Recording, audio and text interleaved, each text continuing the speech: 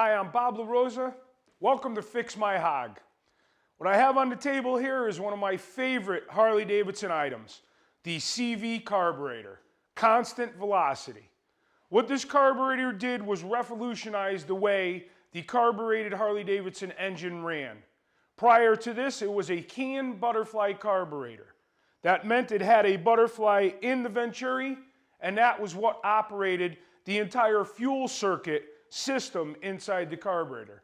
In 1988, Can, the same maker of the true butterfly, introduced the CV carburetor. Although it had its defect without coming equipped with an accelerator pump, they were able to overcome some of the issues with that particular carburetor in '88 by making available a special needle that went into the venturi or the mouth of the carburetor. In 1989, they introduced the CV carburetor that you see here with the fully functional accelerator pump. Now, constant velocity means as the air flows into the opening of the carburetor, it allows the slide to lift. By allowing the slide to lift, the needle that's down into the emulsion tube allows fuel to climb the emulsion tube, atomize, and exit the carburetor into the engine. And even though there is still a butterfly behind what's known as the vacuum slide, this carburetor works basically flawlessly. Most people were able to take these carburetors from 1989 right to 2006 on the twin cam engines. Obviously, 89s were evolution. They ran right to '06 on the twin cams. You were able to jet them, you were able to upgrade them, make them fit a number of performance applications from custom air cleaners to wide open free-flowing exhausts. The carburetor is basic. There is a number of components must work correctly, must be installed in the correct direction. They're very easy to jet. They're very easy to maintain. Typically, when these carburetors stop working correctly, they're telling you they need to be rebuilt. CV Performance is making an extensive line of products to not only rebuild, but upgrade the CV carburetor.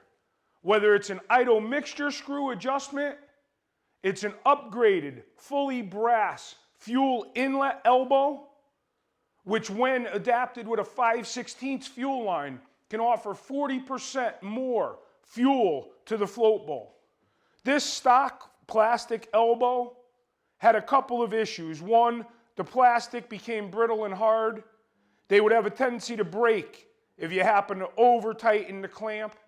And the very hard 90-degree turn in was restricted to flow, especially when you're getting into a bigger inch engine and fuel requirements, fuel demands greatly increased. They make a number of high-quality stainless steel fasteners, not only to attach the float bowl to the carburetor, but also the accelerator pump body to the base of the carburetor. All of their rubber components, from the manifold spigot seal to the accelerator pump diaphragm, right on down to the boot that covers the accelerator pump arm itself, are all made of high quality rubber. You don't need to worry about today's fuels causing any type of rubber degradation or premature failure.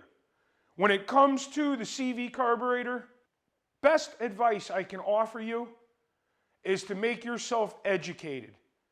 Always work in small increments. Don't go into a carburetor, for example, that has a 46 slow jet and increase it by any more than one size per time. What you need to do, like anything else, know where you start and know where you finish. That way, if your finished result isn't acceptable, you can always return back to the starting point. Again, CV Performance, their website is just a plethora of knowledge pertaining to the CV carburetor.